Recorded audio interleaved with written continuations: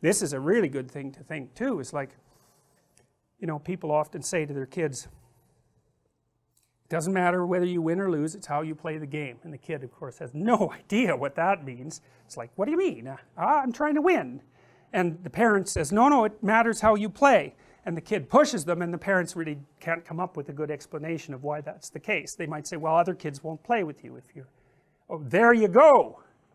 Because you could say, this is something to think about. So there's a game, and there's a victory within the game. But then there's the set of all games. And there's victory across the set of all games. And the victory that you attain across the set of all games isn't winning all the games. It's being invited to play all the games. And so if you play fair, then you're playing a metagame. And the metagame is how to win across the set of all games. And so if you teach your child how to behave properly, then they always get invited to play. And that makes them winners. And that's that. And so if you understand that, you understand something phenomenally important about the emergence of morality. You know, because people, moral relativists in particular, think that morality is relative, you know, and of course human beings are diverse, just like languages are diverse, and there's more than one playable game, but there's not really more than one playable metagame. It's like you're either the kind of person that other people want to play with, or you're not. And if you're not the kind of person that other people want to play with, then you're a loser. It's as simple as that. And that's true of all cultures. They might be playing different individual games within their culture, undoubtedly they are, but the set of all games that they play is still common across cultures. That's part of what makes us human.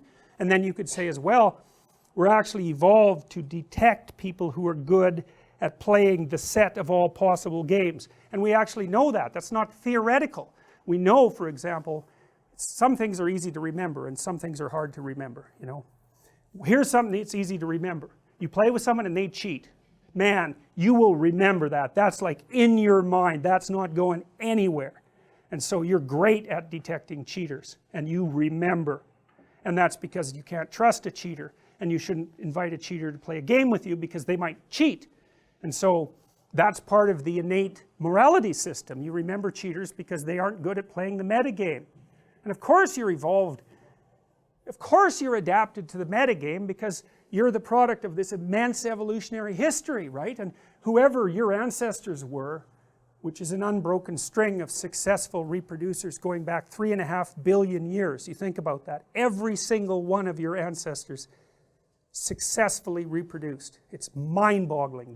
The chances against that are so, it's billions to one, and here you are, the line of 3.5 billion years of success. The whole world was trying to kill you that whole time, and here you are. It's like, but you know, you're still only going to last about 80 years.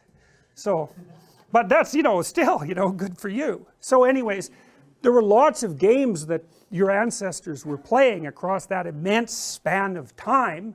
Many, you know, lizard games and tree dweller games and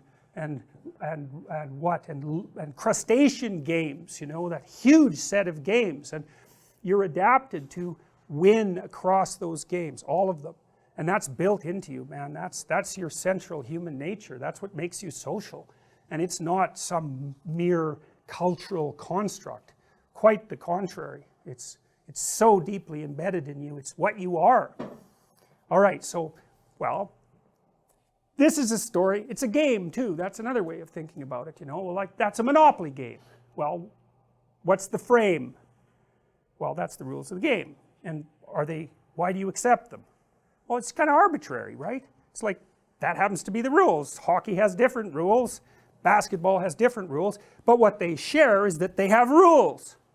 Okay, so there's a frame. That's the rules. And then within the frame, there's a goal. And the goal is whatever the rules dictate. You know, it's usually the construction of a hierarchy of success within a frame.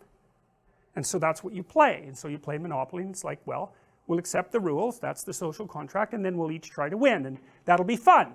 We find that amusing. And if you lose, what do you say? Well, you say, well, there's always another game. And so that's great. So if you have that attitude and you play fair, then doesn't matter that much that whether you win or lose, although you still want to try to win, because otherwise you're not a good player, but you accept defeat gracefully because you can play again, and you'll win some and you'll lose some, and so that's not so bad, you know. And even if you lose, well, maybe you learn something, and you're doing a lot more than one thing while you're playing Monopoly, you know. You're having a conversation and learning how to interact with people and learning how to regulate your emotions, and so even if you lose, if you have any sense, you win, and if your kids have any sense, they know that, and so that way you buffer them against defeat.